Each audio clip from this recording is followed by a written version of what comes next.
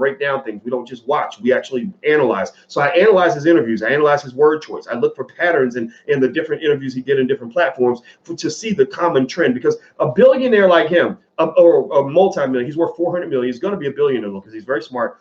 A guy like him doesn't run around doing 1,000 interviews because he's chasing clout.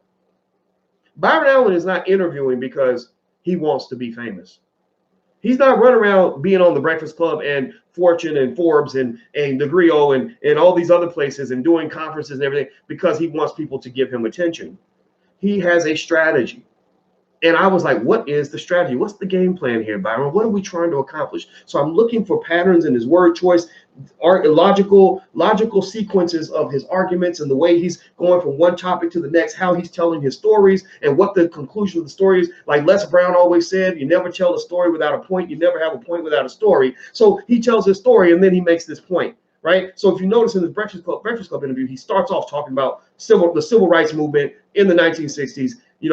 Tanks coming down my street, my grandmama screaming because Dr. King got killed. And then it leads to this civil rights discussion, which kind of takes over the whole conversation. It's like, oh, by the way, Comcast is trying to take your civil rights. Right. You follow me? So ultimately, with this, what he's done effectively is he's linked the Trump administration to Comcast, which has then brought into the battle a lot of the members of the Congressional Black Caucus and others who've been given a license by the white Democrats to talk about Trump. They can talk bad about Trump on behalf of black people. They just can't speak on behalf of black people if it's not something that the white liberals have agreed to allow them to discuss, right? So ultimately, it's instituted their power in helping him with this fight. Now, let's keep